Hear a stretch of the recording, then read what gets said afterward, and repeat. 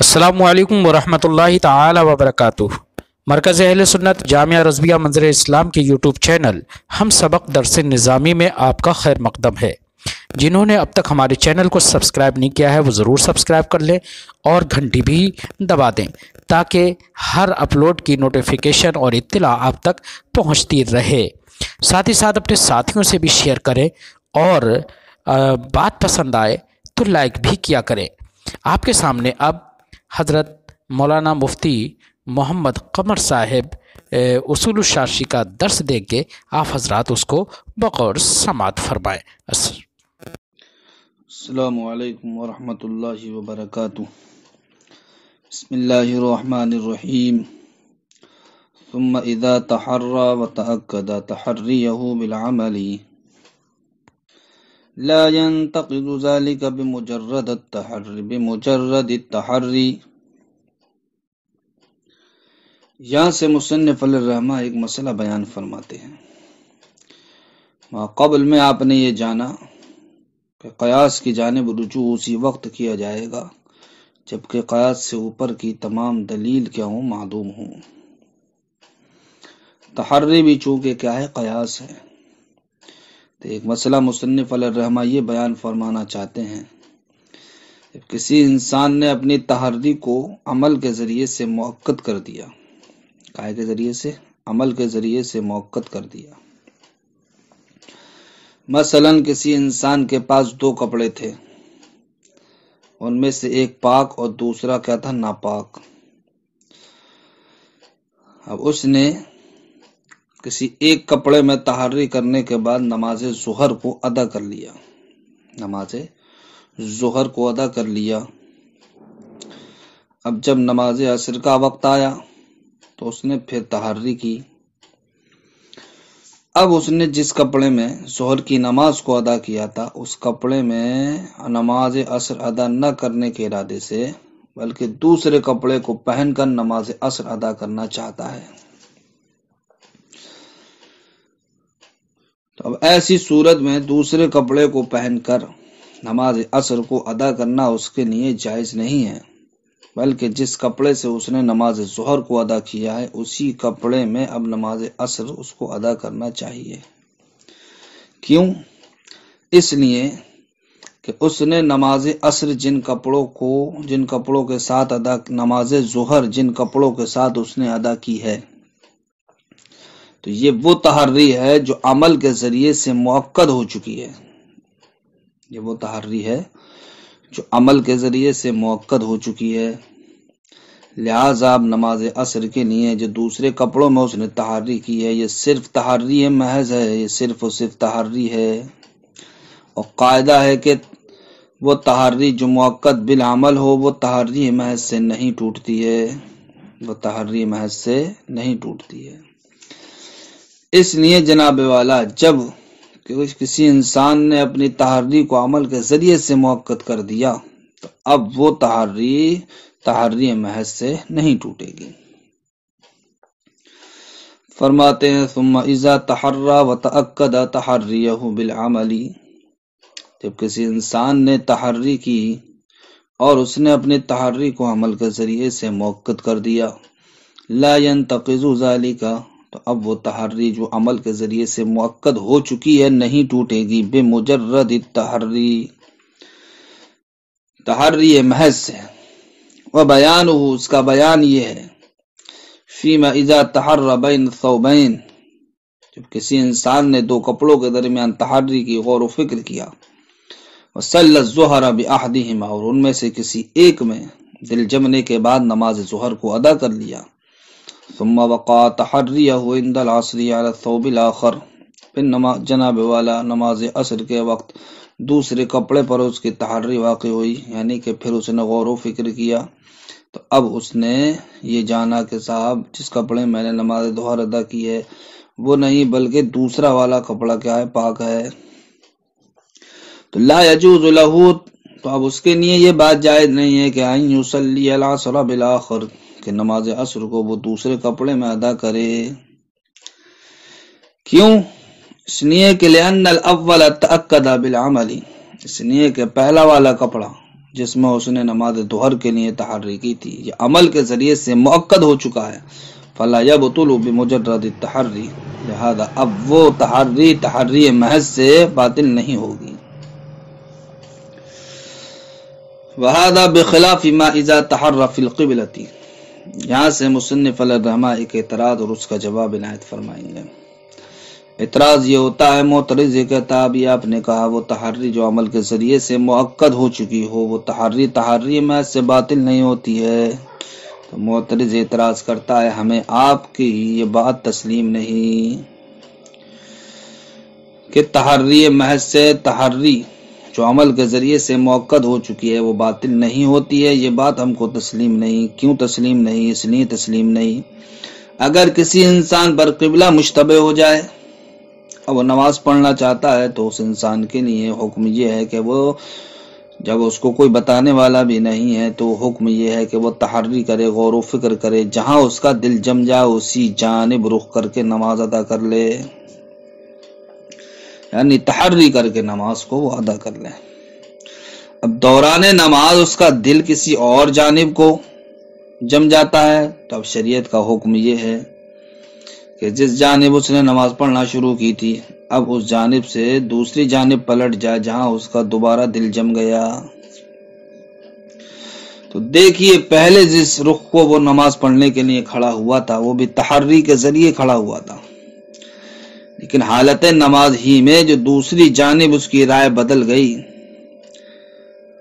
تو یہ بھی تحری کے ذریعے سے وہ دوسری جانب اب نماز پڑھنے کھڑا ہو رہا ہے۔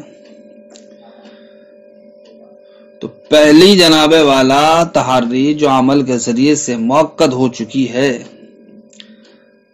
اب شریعت مطہرہ اس کو یہ حکم دیتی ہے کہ حالت نماز میں جس جانب دوبارہ اس نے اب دوبارہ جو غور و فکر کیا، تحری کی، جہاں اس کا دوبارہ دل جم گیا اب اس جانب رخ کر کے نماز پڑھے۔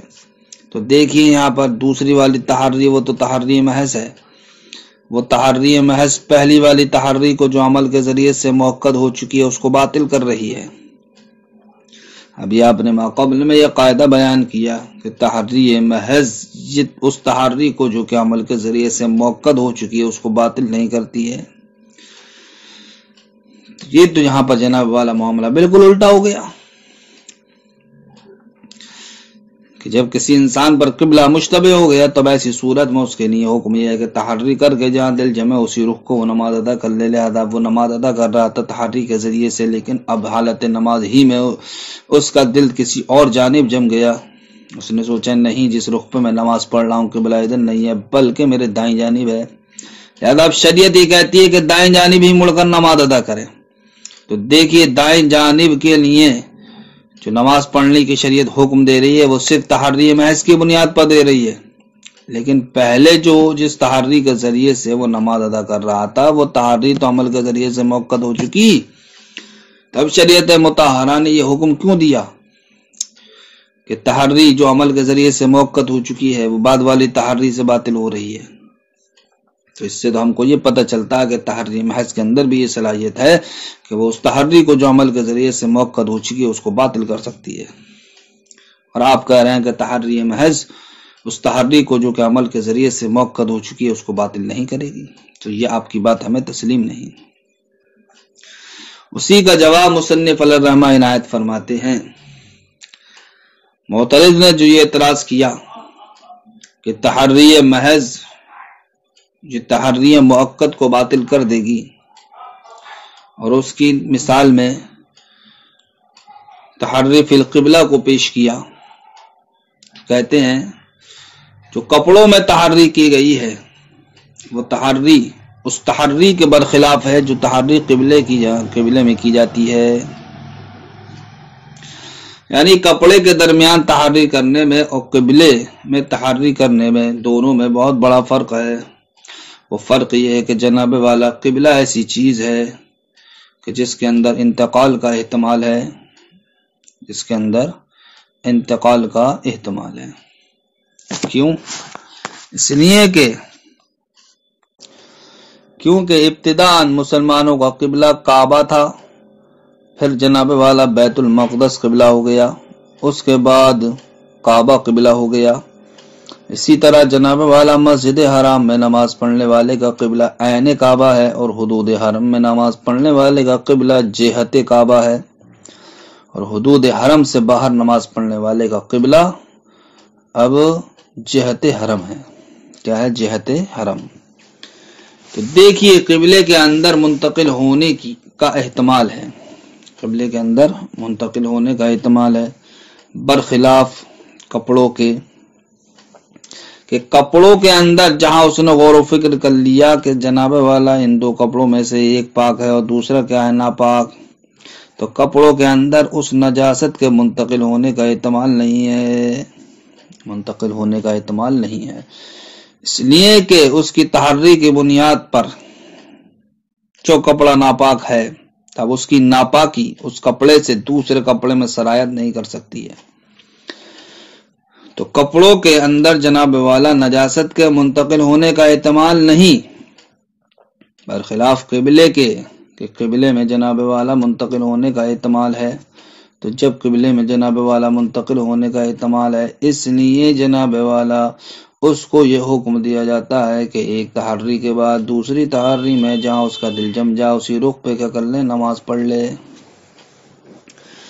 تب دوسری تحری پر عمل کرنا قبلے کے تعلق سے یہ ایسا ہے جیسا کہ جناب والا کوئی نسخ کیا ہو گئی ہو؟ منسوخ ہو گئی ہو، کوئی نسخ منسوخ ہو گئی ہو، تب ایسی صورت میں ناسخ پر عمل کیا جاتا ہے، منسوخ کو چھوڑ دیا جاتا ہے۔ اسی طریقے سے جناب والا وہ پہلی تحری جس کے ذریعے سے وہ کسی جانب رخ کر کے نماز ادا کر رہا تھا وہ اب منسوخ ہو گئی، اور دوسری والی تحری جس کے ذریعے سے اب وہ نماز پڑھنا چاہتا ہے یہ ناسخ کے درجے میں ہے، اور قاعدہ ہے کہ ناسخ پر عمل کیا جاتا ہے، منسوخ کو چھوڑ دیا جاتا ہے۔ اس لیے جناب والا جب کسی انسان پر قبلہ مشتبہ ہو گیا، قبلہ مشتبہ ہونے کے بعد جس رخ پر اس نے تحری کر کے نماز پڑھنا شروع کی، اب اگر اس کی تحری کسی دوسری جانب ہو گئی تو اب وہ دوسری والی تحری پر عمل کرے گا اور پہلی والی تحری باطل ہو جائے گی۔ کیوں؟ اس لیے کہ پہلی والی تحری منسوخ کے درجے میں ہے اور دوسری والی تحری ناسخ کے درجے میں ہے، اور قاعدہ ہے کہ ناسخ پر عمل کیا جاتا ہے نہ کہ منسوخ پر۔ برخلاف کپڑوں کے درمیان تحری کے کہ وہاں پر جناب والا انتقال کا احتمال نہیں ہے، برخلاف قبلہ کے کہ یہاں پر انتقال کا احتمال ہے، اس لیے حکم بھی جناب والا منتقل ہو گیا۔ بہذا بخلاف ما اذا تحرى في القبلة، یہ جناب والا اس کے برخلاف ہے جب کسی انسان نے قبلے میں غور و فکر کیا، ثم تبدل رأيه، پھر اس کی رائے کیا ہو گئی؟ بدل گئی، وقع تحریه على جهة اخرى، اور اس کی تحری جناب والا کسی دوسری جہت پر واقع ہوئی، توجہ الیہ، تو وہ اسی دوسری تحری کے جانب متوجہ ہو جائے۔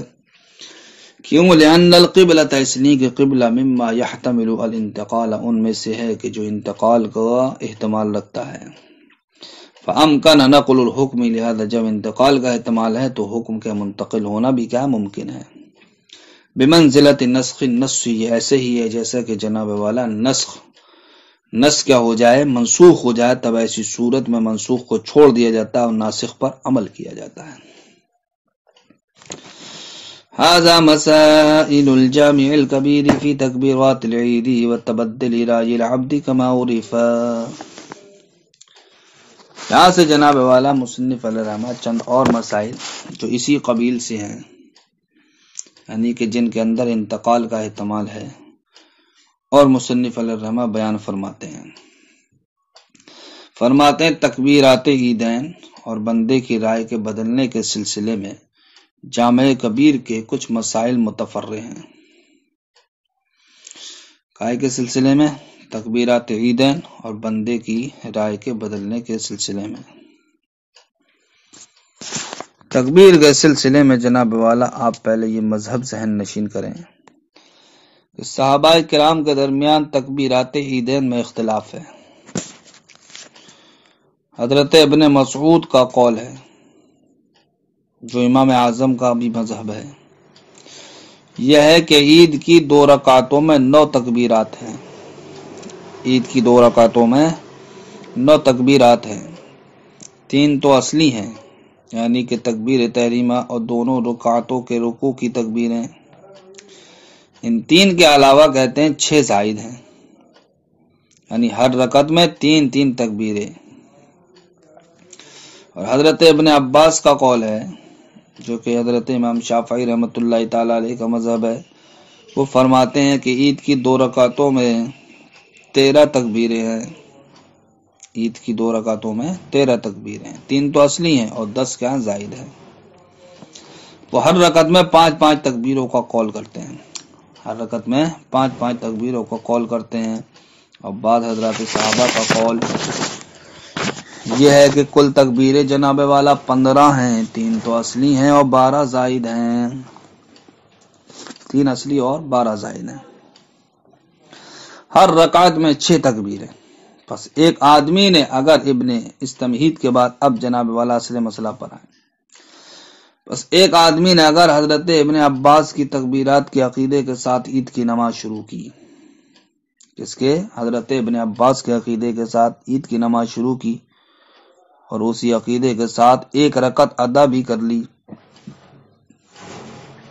یعنی پہلی رکعت میں 5 زائد تکبیریں کہیں، پھر جناب والا اس کا عقیدہ حالت نمازی میں بدل گیا اور وہ ابن مسعود کی تکبیرات کا قائل ہو گیا، ابن مسعود کی تکبیرات کا قائل ہو گیا، تو اب وہ دوسری رکعت میں اس عقیدے کے ساتھ تکبیریں کہے گا۔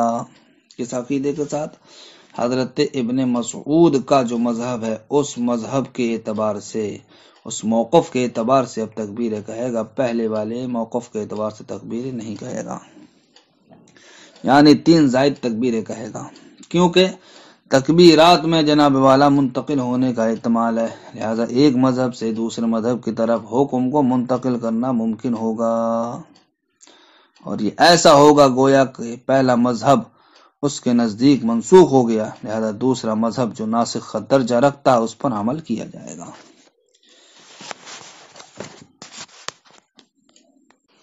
فرماتے ہیں ھذا مسائل الجامع الکبیر، یہاں پر کچھ جناب والا جامع کبیر کے مسائل ہیں، فی تکبیرات العید، تکبیرات عید کے تعلق سے، و تبدل رأی العبد، اور بندے کی رائے کے بدلنے کے اعتبار سے، وہ بھی کیا ہے؟ اسی قبیل سے۔ کس قبیل سے؟ جس طریقے سے جس پر قبلہ مشتبہ ہو جائے تو اس میں جناب والا قبلے کے منتقل ہونے کے احتمال کے پیش نظر حکم بھی بدلتا رہتا ہے، اسی طریقے سے تکبیرات عیدین کا معاملہ ہے اور بندے کی رائے کے بدلنے کا معاملہ ہے کہ اس میں بھی انتقال کیا ہے؟ جائز ہے، کما عرف، جیسا کہ جانا گیا۔ السلام علیکم ورحمۃ اللہ۔